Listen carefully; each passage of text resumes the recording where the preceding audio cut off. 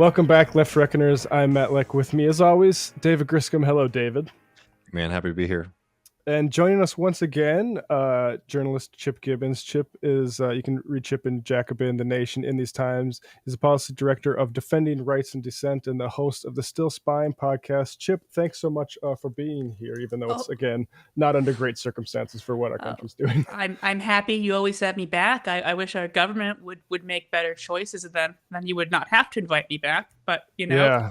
Well, maybe we'll have time to interrogate those incentives if Chip is invested in our government continuing to be. Joe Biden wants me to go away. Stop the extradition of Jullian Assange. A win-win for everyone. I'm maybe David, you have some idea on this. Should we start with what we know thanks to Jullian Assange, or should we start with the topical? Okay, yeah. So give us a breakdown of what we know thanks to Jullian Assange's disclosures. I mean, we know a tremendous amount of things thanks to Jullian Assange's disclosures. The disclosures that he's being prosecuted are a number of war logs from Iraq and Afghanistan, State Department cables, and the detainee assessment files from Guantanamo Bay. I have somewhere on my bookshelf behind me a book called The WikiLeaks Files, published by Verso, where every chapter are different experts from a particular region, Latin America, Southeast Asia, just going through the massive cache of files from those countries. So we know all kinds of things from, we know about, of course, that gunship that gunned down the two Reuters journalists in Iraq. We know how many civilian casualties they had recorded in Iraq. We also know things about U.S. support for corruption in Tunisia that allegedly or arguably inspired the Arab Spring. We know that the U.S. was bombing Yemen, and Yemen was taking credit for the bombings. We know that in Latin America, they were trying to undermine left. I mean, we obviously always know they're trying to undermine left-wing governments in Latin America, but we had the actual proof there. There's some very interesting cables from, I believe, the Israeli minister or from Israel about Iran, where they tell the U.S. they're too sensitive after the weapons of mass destruction, and are not making good judgments about assessing Iran's nuclear threat because they don't want a repeat of that incident. We know that in Haiti, they put pressure on the Haitian government to not raise the minimum wage. So really, in every country, in every corner of the world, we know what the U.S. was doing in that corner, and it's not good. It's worth going back to how Chelsea Manning described her actions with the man who was unfortunately the snitch who turned her in. I'm not going to say his name, but you know, she mentioned that she wanted to remove the fog of asymmetrical warfare and let the American people have a debate on that. And also with the State Department cables, she had all these cables from what I think she described as crazy, almost criminal backroom dealings that show how the First World exploits the Third World. So what we know is how the U.S. empire operates, both in terms of these sorts of horrible military invasions and occupations and these murderous war crimes like what we saw in the Collateral Murder video, and both in terms of stuff like exerting diplomatic pressure in order to get one of the poorest countries in the hemisphere to not raise its minimum wage. Yeah, I'm just going to say this up top, and we'll talk about this, I'm sure, a little bit later. But one thing that's like really notable and worrying to me about this round of extradition we're getting from the U.S. is the kind of PR war against Assange, particularly with liberals in this country, right? Because, you know, the things that when, you know, he's exposing American war crimes abroad, I think a lot of liberals coming out of maybe some kind of anti-war position, you know, viewed him in a favorable light. But then the emails that were leaked from the Clinton campaign, a lot of people have sort of taken that as a justified excuse for the American state to now bring him over to this country and torture him for journalism. And I just want to say, like, up front, even if that was what they were doing, was coming after him for leaking the emails, I would be against it, right? Because this is a journalist who got information that was useful. I mean, that, you know, in those emails, it was exposed the amount of collusion against Bernie Sanders. This was somebody who's about to be the president of the United States, right? That is like deserves to be in public knowledge and public record straight up. But again, it's worth reminding folks that what the state is coming after Assange for right now is exposing American war crimes abroad. Yeah, I mean, you could read the indictment, and I usually have it in front of me, and I'll read the counts, and I'll be like, count 5, unauthorized disclosure of national defense information, parentheses, Guantanamo detainee assessment files. Mm-hmm. Count whatever, unauthorized disclosure of national defense information, Iraq war logs, right? The counts in the indictment spell out what the quote unquote, because the Espionage Act, wonderful act, predates classification, very helpful. Predates modern First Amendment jurisprudence, very, very helpful. So it uses this obtuse phrase called national defense information. And in each of the counts, they put in parentheses what it is, and it's Iraq war logs. It's Guantanamo Bay. Like, it says it in the indictment, like there's no question. And, you know, you'll see people in the comment sections of like the ACLU, like, why are you doing this? I thought you were on our side. Don't you know Assange is a Russian agent who leaked Hillary Clinton's emails? And that's what he's wanted for. And it's like, have you ever read the indictment? Like, that's not what he's wanted for. And it's worth pointing out that Mueller and the Mueller investigation considered the issue of charging Assange and declined to do so due to lack of evidence. And it's also worth pointing out the DNC sued WikiLeaks, and the suit was thrown out on First Amendment grounds, on the grounds that WikiLeaks, it's a well-established First Amendment principle that a journalist is not responsible for sharing wrongfully obtained information so long as they did not participate in wrongfully obtaining it. And I know there's a huge debate about where the DNC cables came from. I don't want to go down that rabbit hole.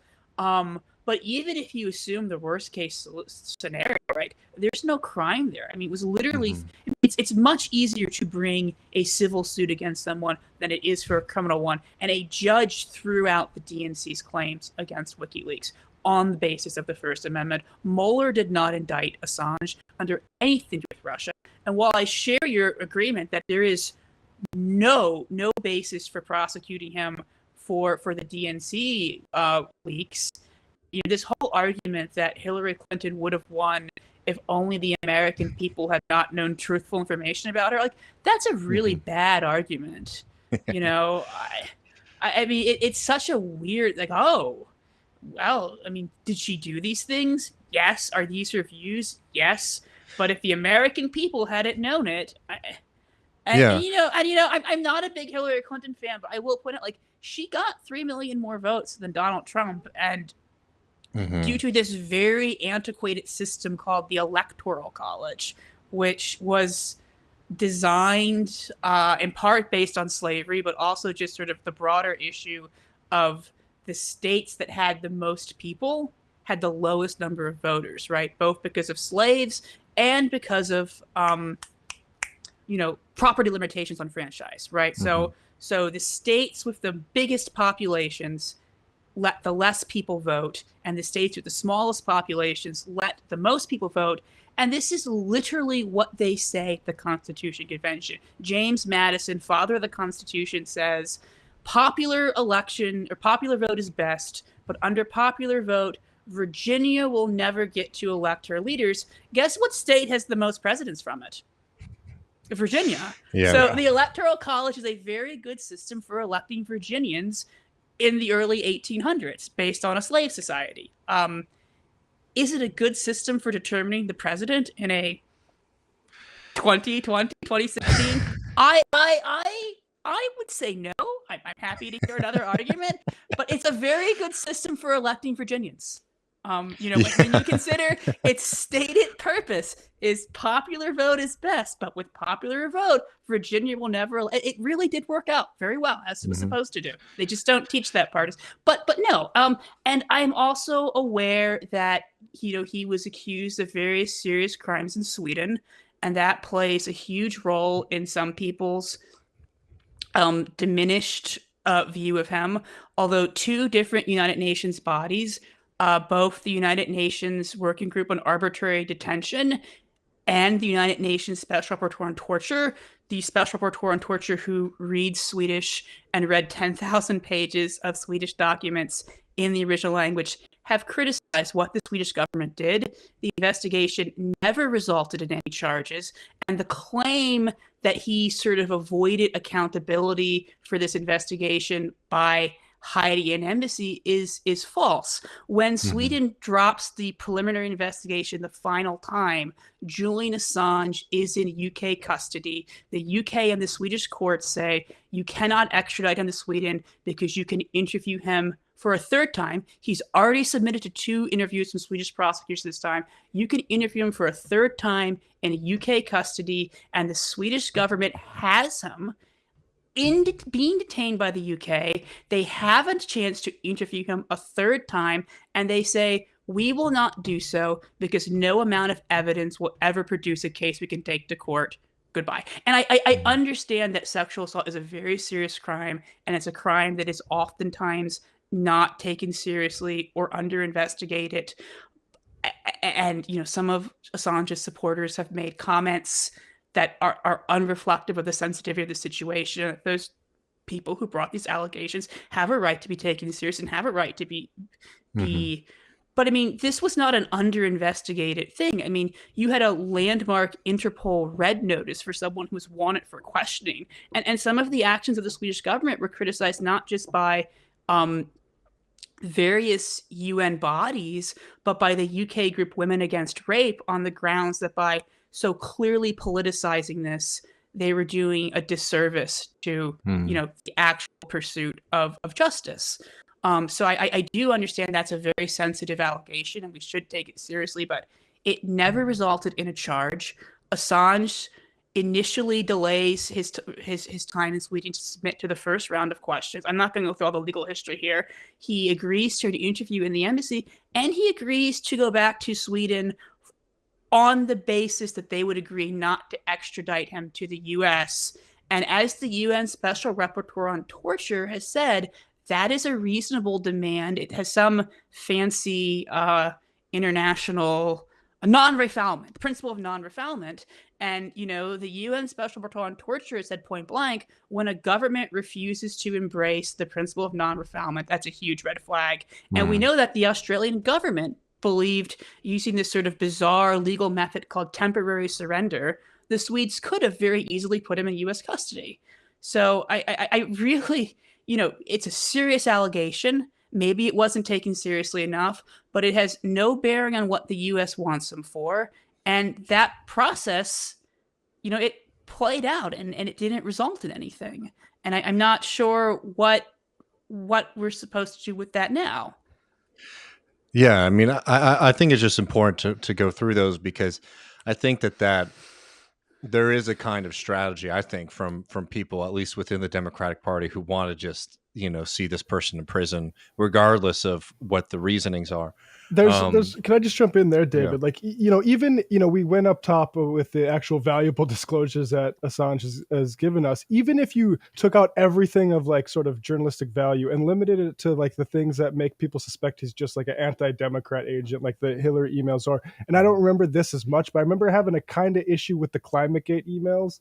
And thinking like, and maybe that was just like their like, we'll publish anything stance. I don't have the full, but even if you limit it to that, you still have to understand like the precedent, which I think would be wrong to do. Like what is being like Chip says, what's in the indictment, what they're actually going after him for. It's for the stuff that, well, I guess we're going to factor out the equation that's actually valuable to exposing the way our government and military operates.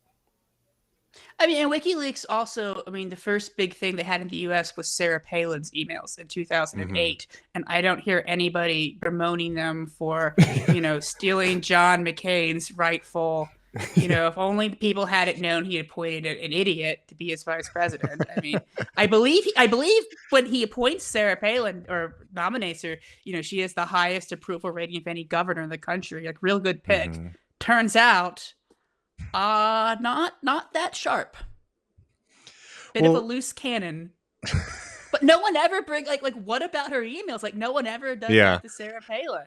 No, that's a good point. And who is now a Jullian Assange supporter in our very troubling political time. She has decided that she wants to read Hillary's emails so much she is willing to support the man who leaked her emails.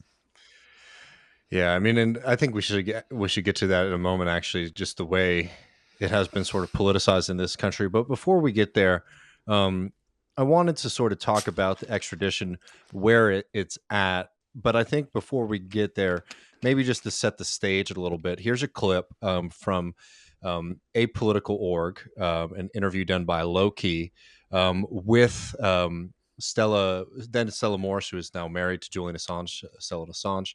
And I think this just gives a good sense for people why this precedent is not only scary, but actually what Assange is very likely to be subjected to in the United States is so worrying. But the prospect of the U.S. extradition is what the gravest fear is around, because in the United States he would be placed in extreme isolation. Solitary confinement in the U.S. prison system is routine. On any given day, it's estimated that 80,000 people are in solitary confinement in the United States. But because his case concerns the publication of classified material, it's considered a national security case, and so they have an excuse to say it's a national security case, so we have to place him in isolation. The fact that he's a suicide risk also gives them reason to isolate him. And that's why there's just no question that if he goes to the US, he will be extremely isolated, far worse than anything he's experiencing in Belmarsh.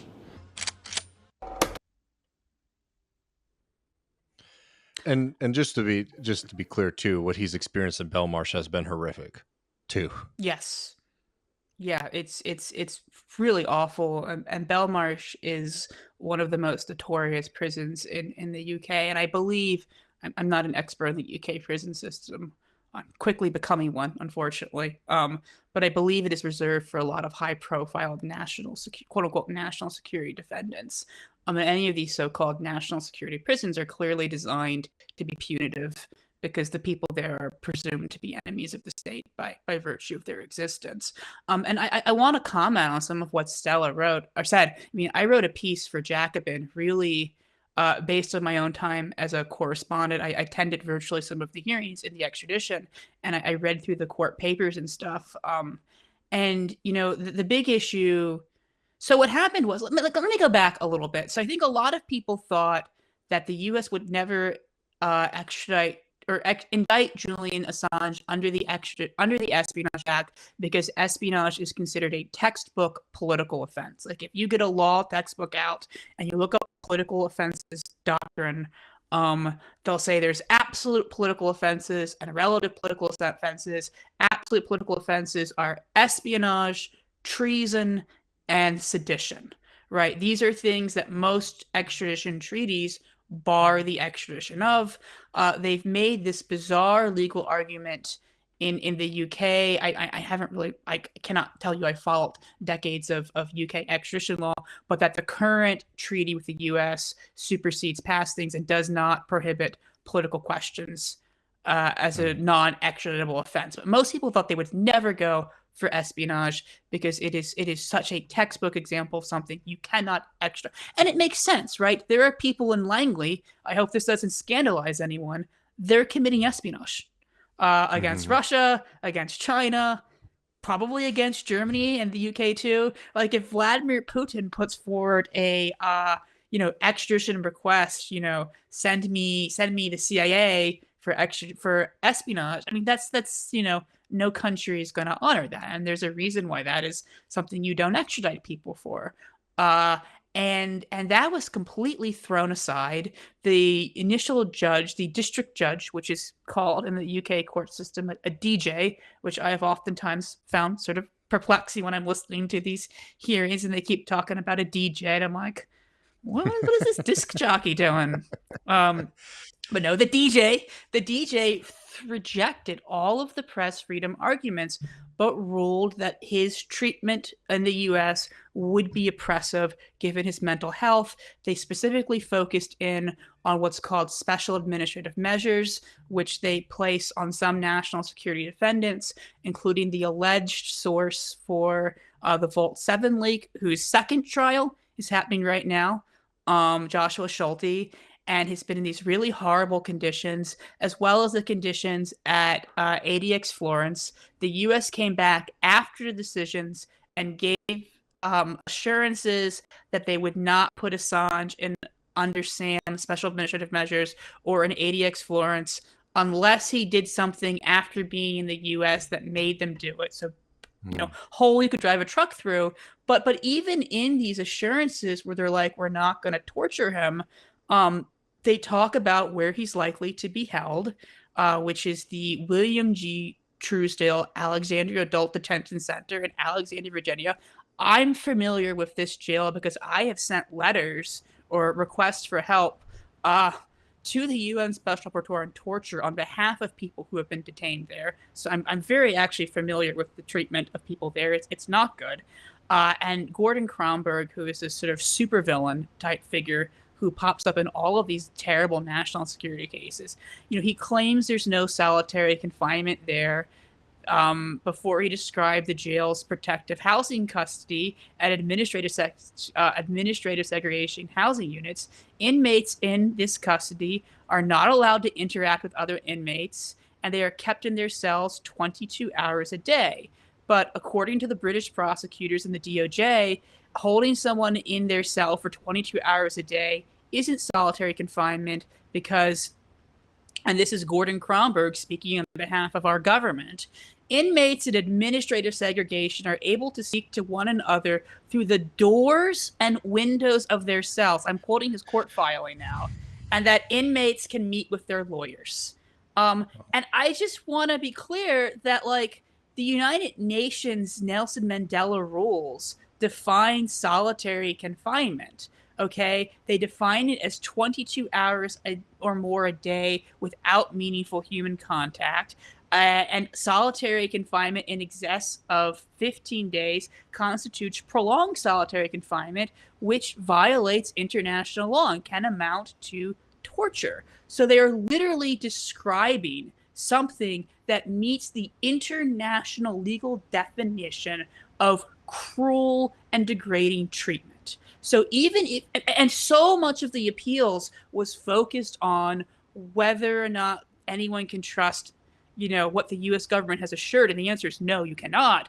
But, like, even if they follow their assurances, they are assuring the UK they will torture him. Like, that is the text of what they say. Mm-hmm. And a lot of people just in the mainstream media are unwilling to pick up on this. But like I said, I've known people who have been held in this jail, and I have advocated on their behalf confidentially with the UN Special Rapporteur on Torture. The conditions there are terrible. We know what Chelsea Manning went through there. We know what Jeffrey Sterling went through. We know what Paul Manafort, like, whatever you think of Paul Manafort, we know how he was treated there, and it was torturous. I mean, we know if he goes there, they'll torture him. Like, that's not even an open question. They're point blank saying it. It says a lot about the U.S. and the U.K. that's happening. And my understanding, correct me if I'm wrong, is that it wasn't just because the judge felt like, oh, it's bad, and he felt for Assange. Like, wasn't there something statutorily on the books in the U.K. that you can't extradite to countries that might do stuff like that? I believe so. I'm not an expert on UK law, but definitely if the extradition is oppressive, then you cannot extradite them. There was a bunch of arguments in the appeals about what tests should have been applied, whether or not a particular expert should have been disqualified, and then the higher court overturned the DJ and said that these conditions wouldn't have been oppressive. The Supreme Court refused to hear. The higher court then gave them permission to appeal to the Supreme Court based on some of the appeals issues they want to raise, not all of them. You have to get permission from one court to appeal to another. That I don't really understand the UK legal system. I'll be very blunt. And then the Supreme Court ruled they would not hear the case. And then Priti Patel, the UK Home Secretary, has signed the extradition hearing or extradition request. Now they have 14 days to ask permission to file what's called a cross appeal, and that is from those parts of the judge's decision that went against Assange. So the press freedom claims and the political questions question. So the judge rejected his press freedom claims, supported his prisons are bad in the U.S. claims. Higher court threw that out. Now the Home Secretary has signed the order. Now they can appeal the press freedom stuff. And then after all that is said and done, they can still go to the European Court of Human Rights, which is not part of the EU. It's part of the Council of Europe. The European Court of Human Rights is able to issue binding decisions. It's done a lot of past interesting binding decisions around LGBT rights in Ireland, around treatment of IRA prisoners in the UK. And it's worth pointing out, as an aside, the Council of Europe, which the court is part of, Commissioner for Human Rights, asked Priti Patel publicly not to extradite Assange because of the human rights. Obviously, the court is independent from the commissioner, but it is an institution that has acted less like the US and UK courts and more like the UN, right? It seems to be actually willing to take the human rights issue seriously. And I that's one possible avenue. And then if that doesn't work, then he's in the US, and we can discuss the legal strategies there when that happens. Hopefully it never happens. I'd love to talk to you about something else, but I'm hoping we're not all sitting here talking about Jullian Assange being in the Alexandria Detention Center. I think that is a conversation I hope to never have in my life. And just one thing that I know when we had you on last, we talked about this, but it's just worth re-upping. The fact here is that Assange is not an American citizen. To my knowledge, has never very much operated inside of the United States in the first place. And the precedent, not just on the first level, is are we going to come after journalists? That's extremely scary. But it's also this really perverse privilege now that the United States is extending to the rest of the globe, which is that we will try you, in this country with our horrific legal system if you so much as sort of step in our way, right? Which is a very, very worrying precedent, and one. Not to get too, starry-eyed, misty-eyed about this country, but, ostensibly, this is a democracy. This stuff is happening in our name as American citizens, and it's something that we should be extremely uncomfortable with the government taking these huge steps to do. Yeah, I mean, the idea of extraterritorially applying the Espionage Act is absurd for the reasons I outlined earlier. Even if you were dealing with actual espionage, are you going to ask Putin or China or the CIA to extradite their spies? No, that's absurd. To extraterritorially claim the right to seize, capture, and bring to your country a foreign journalist, a foreign publisher of information, to stand trial for publishing truthful information about your war crimes. I mean, that is a shocking claim. And that's not just the death of the First Amendment. That is the death of press freedom globally. And I think one of the reasons why we see such a strong reaction to this around the world, where the reaction is very different than the US reaction, is because to most people outside the US, this is a powerful empire using the full weight of its power and prestige and repressive apparatuses to torture and capture one of its critics, right? This is a guy who poked his stick in the eye of the US by exposing truthfully our war crimes, and now we've plotted to kidnap him, we've plotted to kill him, we've done all these terrible things, and we've tortured him, and now we're going to put him on trial. And I think to the rest of the world, I mean, it looks really horrible, and that's why you see liberal or mainstream newspapers in the UK or Australia, really taking hardline editorial lines against this. I mean, imagine if, I don't know, Alexis Navalny was in Belarus and they were going to or not. I don't know. I'm trying to think of. So imagine someone in this country who writes for like Foreign Policy magazine or the Atlantic Council about, corruption in Russia. Imagine if like Belarus, seized him from the Canadian embassy and then we're going to extradite him to Russia. Like, think about the reaction to that would be. And that is how the rest of the world rightfully feels about this.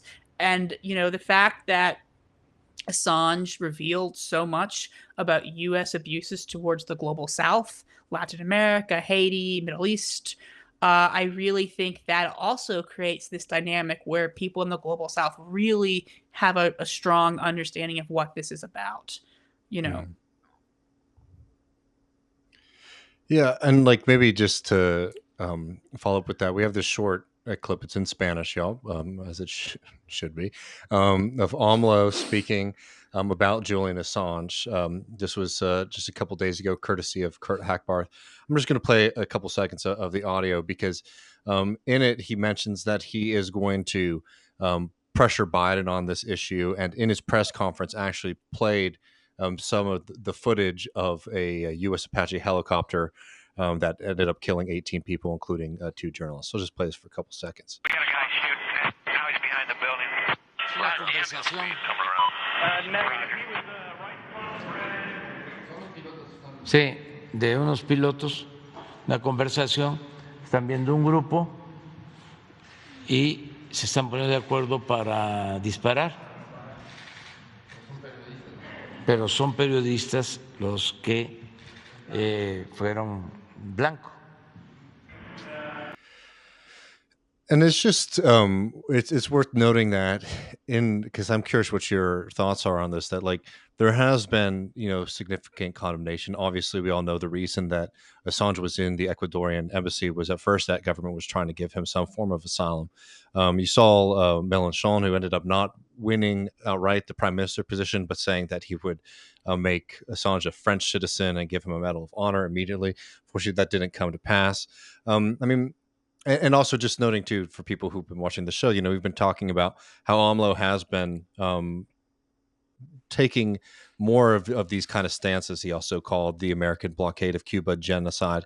I'm just curious, your feelings on the kind of international response regarding this case, specifically mainly from international governments too. I mean, you look around the world at who the big people of the international left are: Jeremy Corbyn, Yanis Varoufakis, the former socialist prime minister, I think they're prime minister of Spain, Zapatero, Lula, Correa. They've all supported Jullian Assange. The left around the world in parliament has supported them. And in many of these cases, they cite things that Jullian Assange revealed that were positive of their country. I don't think Mélenchon brought it up in that quote, but in the past, when he's talked about inducting Jullian Assange into the Legion of Honor, he mentions that Jullian Assange exposed NSA surveillance of French presidential candidates, right? And they haven't, Yanis Varoufakis has spoken about information, I think, with the IMF or one of these international sort of monetary monsters, and Greece. In Latin America, he has exposed lots of information about U.S. interference in Latin America.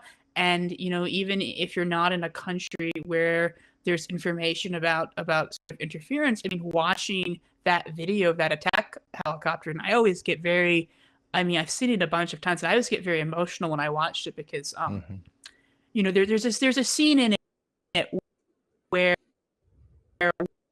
tries to save children, and that is Ethan McCord, and hasn't been in the public life for a long time, but he did interviews with Democracy Now! and other stories, and I watched that video once in a room with him. Okay, like I watched the collateral murder video in a room with one of the people who were in it, and that has never left me. Okay, that to this day really haunts me. I mean, it's such a horrible crime, and to know what some of the people on the ground who tried to do something about it and were ignored and were just totally chewed up by the VA mental health system. It's really an ugly story at every turn. And and after that, I'm never going to leave this case alone. Having had that experience, that's a huge driving factor for me. And people look at that and they're disgusted by it. And I think for a lot of the world, especially in countries where they know what it's like to have a big country or a big multinationals have their boot on your neck, take away your dignity, take away your sovereignty, override your system, they totally look at Jullian Assange as a hero who exposed an empire and is paying the ultimate price because that empire wants to silence and punish anybody who stands up to them. And that's how he's viewed in a lot of parts of the world. I mean, I know in the US, he was mean to the CIA and he was mean to Hillary Clinton, and some of his tweets had some bad stuff in it, right? But once you get outside of that, this is a man who took on empire because he believed that if lies can start war, truth can end them. Okay, that was his operating motto. That is what he set out to do, and he has been tortured. Okay, the United Nations have found he has been tortured, and I've interviewed the UN Special Rapporteur who made that finding. He brought medical experts with him, and they examined him. It was an extremely rigorous process, and he's totally open about the fact that he went into it not wanting to be involved because he thought Jullian Assange was a bad man and because he thought the charges of torture were farcical. But he brought independent medical experts, independent psychiatrists, people who are experts in torture, and they examined him, and they discovered he had been psychologically tortured. And the more he learned about the case, the more he learned everything he'd been told was a lie. And then he's very famously said, you cannot expect the people who Jullian Assange exposed to tell us the truth about him. So I think it's great that AMLO is standing up for Jullian Assange. I know in the past he's offered him asylum. I know Ecuador offered him asylum, and I really do think that there is a story with the Assange revelations that are about sort of left-wing Latin American governments reasserting their sovereignty against the U.S. With the Ecuador thing, you always hear this story that he wore out his welcome with the Ecuadorians. He was too messy in the embassy, so they evicted him, which is a bullshit media narrative. I mean, you had a government in Ecuador that supported him. Correa, Guillaume Long,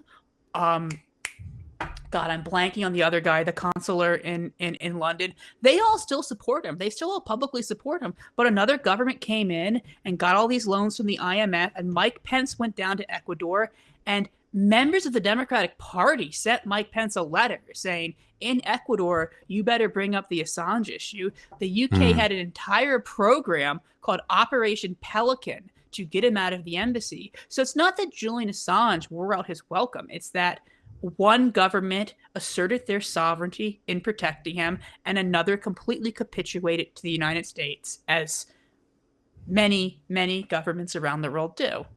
But you'll never hear a story about the independence and sovereignty of Latin America in the U.S. press.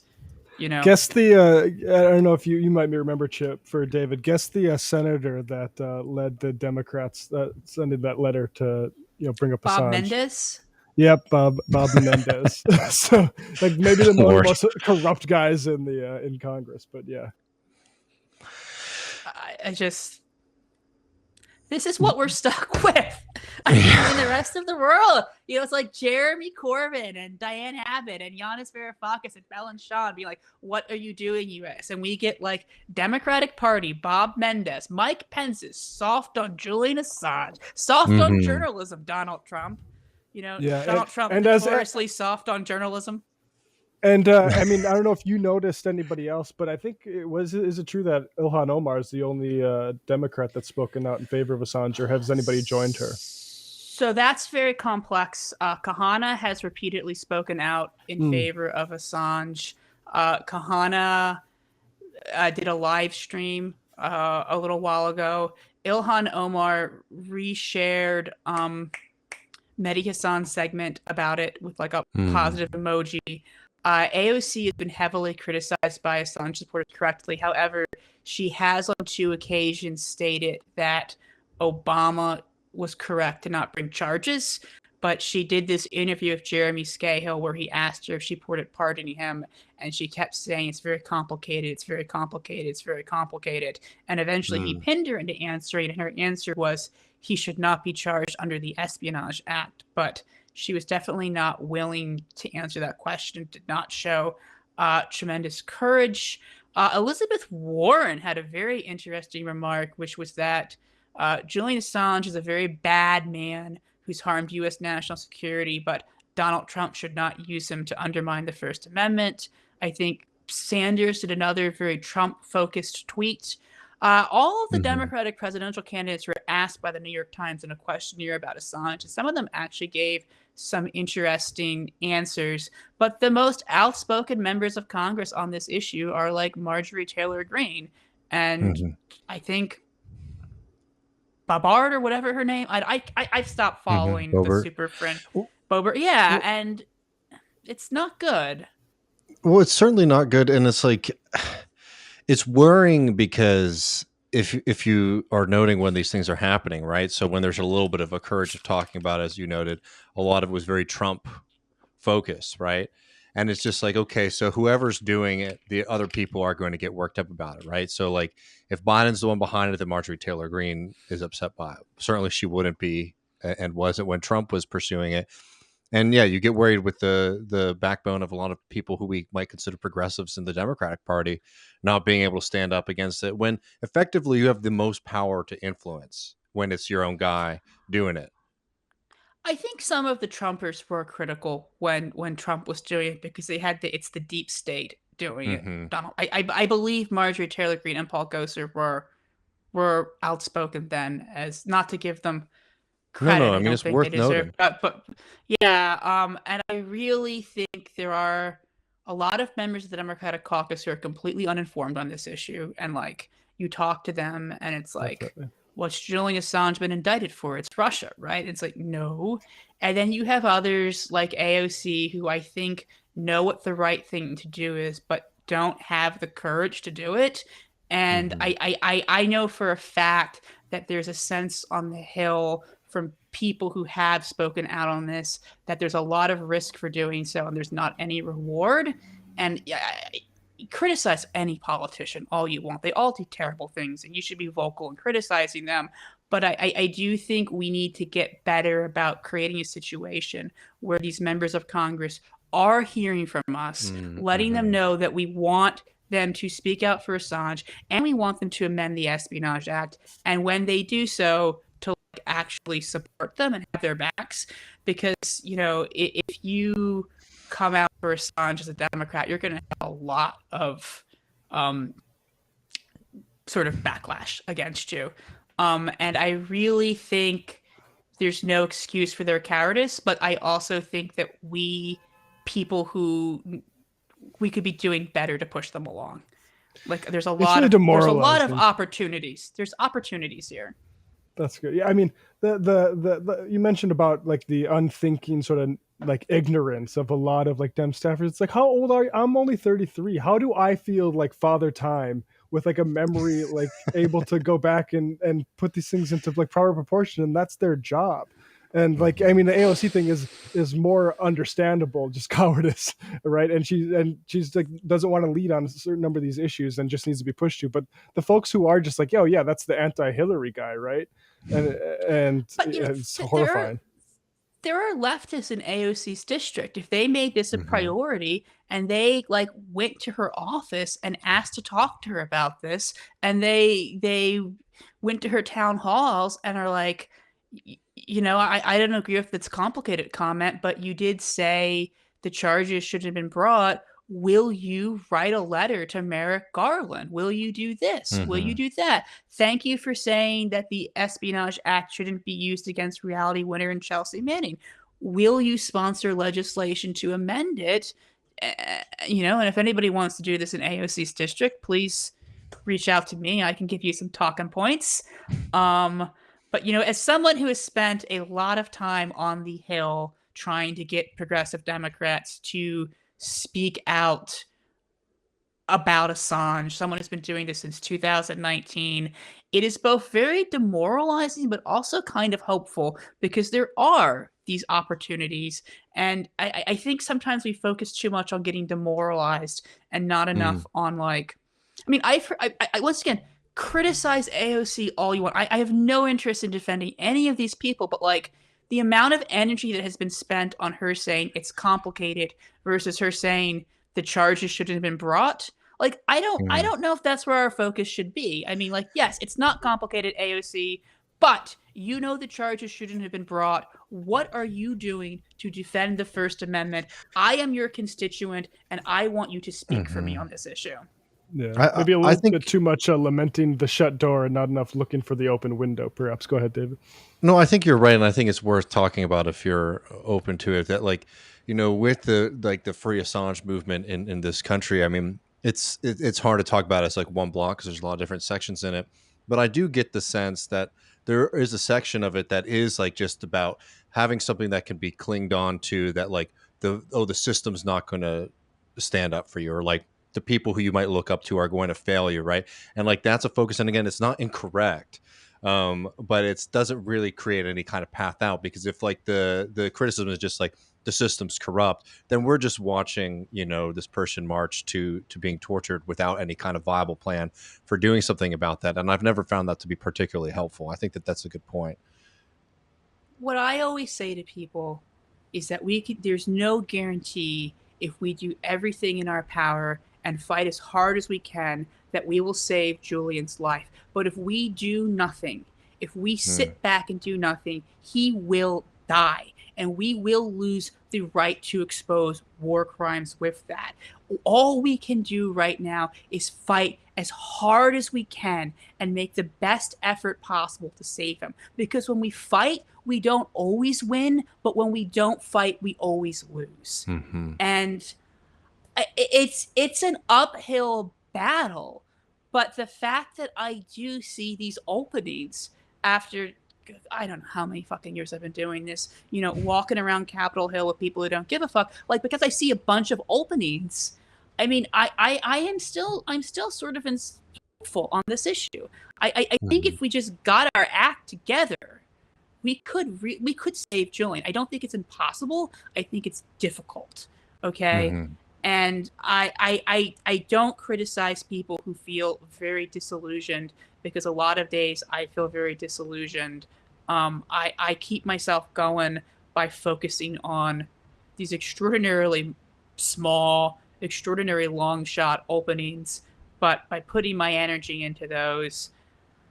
And there are days where, you know, I set up a bunch of meetings and they all get canceled mysteriously in a clearly coordinated way, and I'm like, I just like, you know, all right, I do feel this way, and I don't want to criticize the people online who feel betrayed or disillusioned. I think, you know, there's a lot of criticisms of like ultra tendencies or nihilism or whatnot, and some of them are bad. I think people fail to comprehend how many of them come from like disillusionment, right? Like how many people really were expecting a lot from more than was possible, right? And when such a little amount was even delivered, it's really hard to have faith. I mean, I've become the person I've never wanted to be. I'm in a lot of these backroom meetings, and I watch like minuscule progress get. I'm like, oh, have hope, have hope. I assure you, behind closed doors,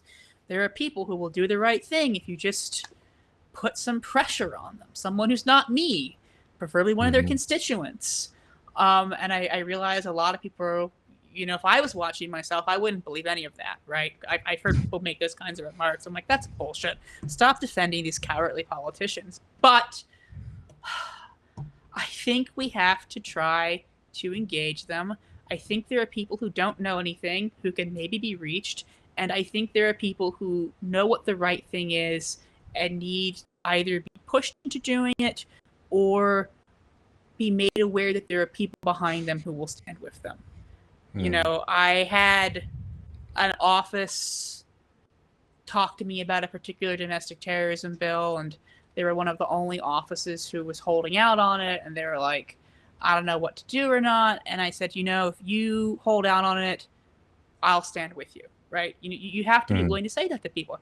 I mean, obviously, they're elected to serve us. They're elected to do their jobs. They should show courage no matter what. But like, sometimes they need to hear that there are people who will stand with them if they do the right thing. Because doing the right thing in Washington is an extremely lonely experience. I tell you what, after going on the BBC to defend, Jullian Assange, the most hated man in Washington, probably more hated than Osama bin Laden, I don't get many dinner party invites, okay? No, I can imagine. I'm not getting invited to Madeleine Albright's salon, which I would go if you're listening. Oh no, she's dead. Never mind. If anyone is listening who has a salon, I have no social calendar. I have rendered myself toxic in this city. Please invite me to your salons, your Ouija boards, whatever. I have nothing but openings. Yeah. You can fill out your party. Yeah. I'll tell you, because I will come to wherever you are and visit you. You look like you're having fun. Yeah. I'll just say I went to school in DC and lived there for a couple of years after graduating, and I think you're 100% right about Assange maybe being hated more than bin Laden. Absolutely. Just like the conversations you'd hear at bars were just truly remarkable. Oh yeah, I mean, he did the two worst things you can do in DC. He was mean to the CIA, and he was mean to Hillary Clinton. Yeah. The two people you don't cross in Washington, the CIA and Hillary Clinton. If you wanna be disappeared, do those two things. Well, Chip, just pick one or the other. Pick Hillary Clinton or the CIA. If you do both, you're in trouble. You're done. Well, just in the last couple of minutes, Chip, if there's anything that you would like to sort of direct the audience to who might be inspired to maybe getting a little bit more involved, or maybe some events that maybe not like timeline things that they might be keeping their eye out on, just how could we direct people who are feeling like, all right, it's time to stop despairing and pop private? Please come to rightsanddissent.org and look at the Take Action section. We have so many actions around Jullian Assange, around Daniel Hale, around the Espionage Act. I really think it helps for them to hear from you. If you want to, I can't believe I'm going to do this. If you want to actually do more than just an online action, please feel free to reach out to me at chip@rightsanddissent.org. I'm going to regret giving my email out. I already do. And I am happy to help you set that up.